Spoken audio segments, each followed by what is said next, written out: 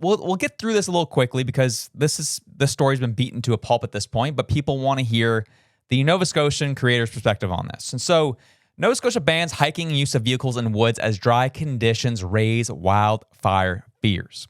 So to put this in a little bit of context, Nova Scotia had some really bad forest fires about 2 years ago. They were real bad. And it was very devastating to our economy, devastating to taxpayers. We're still in the rebuilding phase of a lot of people's homes. So right now, a lot of what you're hearing on the conservative mentality, and I understand why it's coming from there, and I understand the perspective because, well, we have been traumatized and been abused by our current government elite, and we have a lot of people in power who don't actually, what it feels like, don't actually care what we have to think. And so naturally, especially the right-hand side of the aisle was like, well, these are climate lockdowns. This is government overreach. This is disgusting. This is terrible. I do not like this. And to that, I agree. I understand where that's coming from. What I'm seeing right now is I'm not seeing an overall sinister plan. This is the start of the climate lockdowns. People can't go into forest. We're banning that. Could be. Not seeing it. What I'm seeing right now is Tim Houston, who was premier during that time and who is now making this ban, had to deal with a lot. And what I'm seeing right now is this is the best course of action to make sure we limit wildfires in our province. I'm seeing this as a trauma response from a premier who panicked the last time that this stuff happened, because we were incredibly unprepared to deal with the wildfires that took place in Nova Scotia 2 years ago. And this, my friends, I see this as a trauma response rather than a conspiracy response. And that's kind of what this is. Do I agree with it? No. I agree with not having ATVs going through the forest right now. I agree with not having campfires in the forest right now. I agree with anything that sets a spark happening right now. But the idea of banning joggers, banning hikers from enjoying the beauty of our forests seems a little excessive. And quite frankly, if this was prior to 2020, this never would have happened, because this was never in the zeitgeist. This was never in the Canadian mentality to ban people from places. Never really was a thing.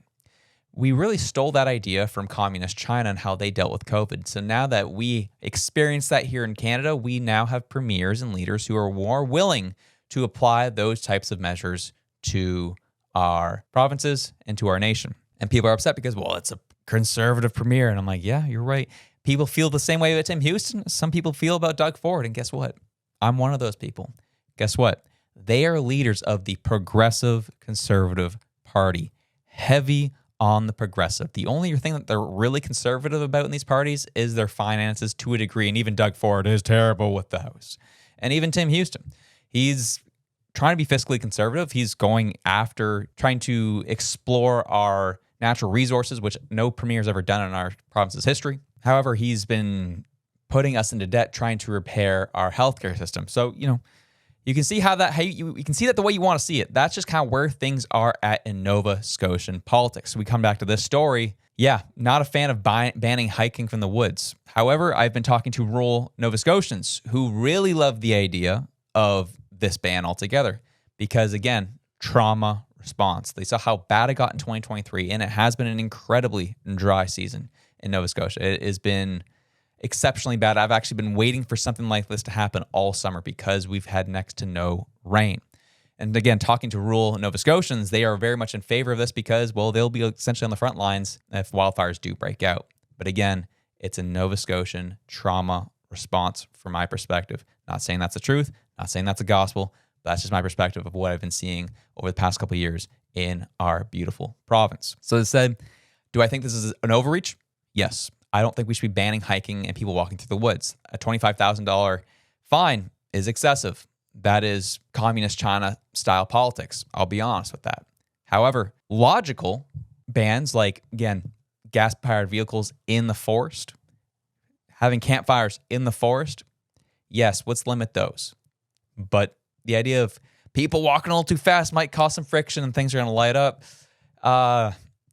is a little far-fetched, and I strongly disagree with it. And quite frankly, on this specific issue, talking to the left and the right in Nova Scotia, we all agree this is an incredible overreach.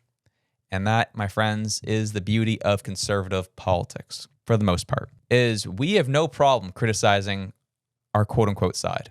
Liberals never do that. If this was a liberal premier, liberals would be totally on board with this. This is great. This is awesome.